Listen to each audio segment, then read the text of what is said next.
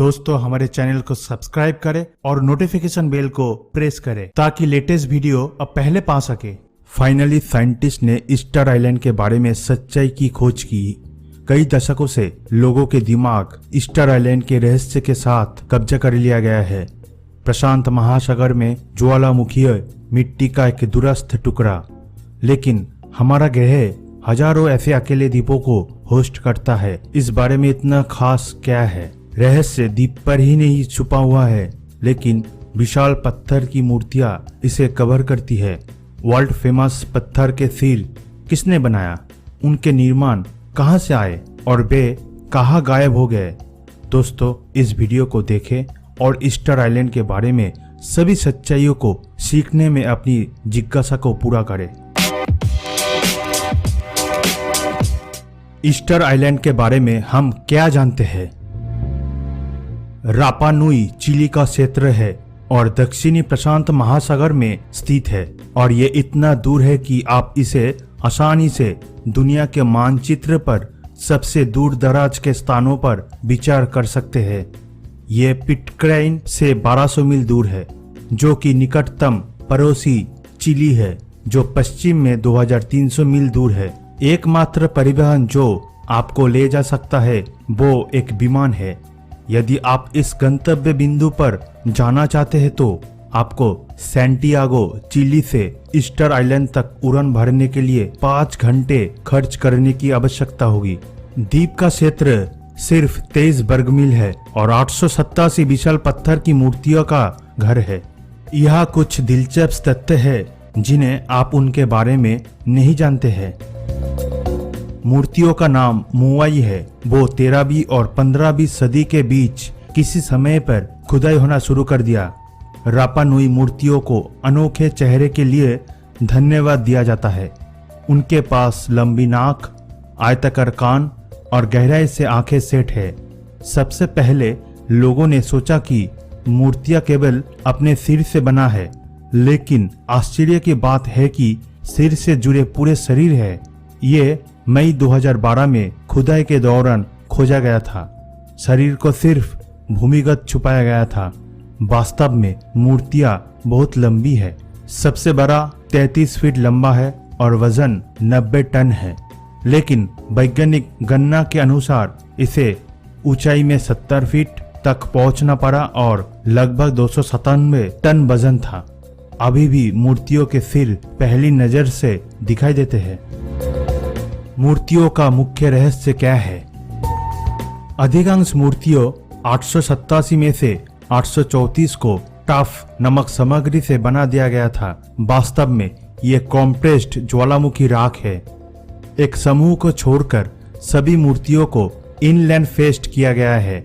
इसका मतलब है कि उनके पीठ समुद्र में बदल जाती है। शायद इसका कारण यही था कि मूर्तियों ग्रामीणों के संरक्षक थे, इसीलिए उन्होंने समझौते को नजरअंदाज कर दिया।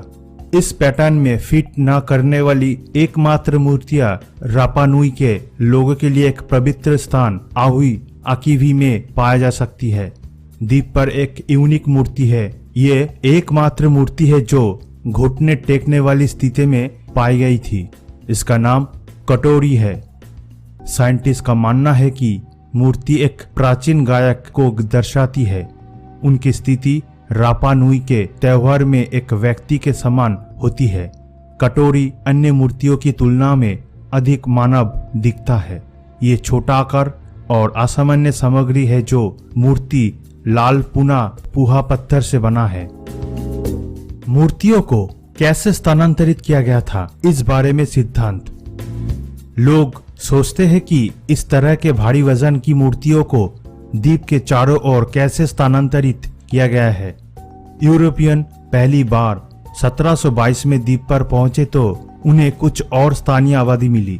ये द्वीप पर सैकड़ों मूर्तियों के साथ कैसे सहसंबंध हो सकता है? निश्चित रूप से वहाँ कई सिद्धांत थे।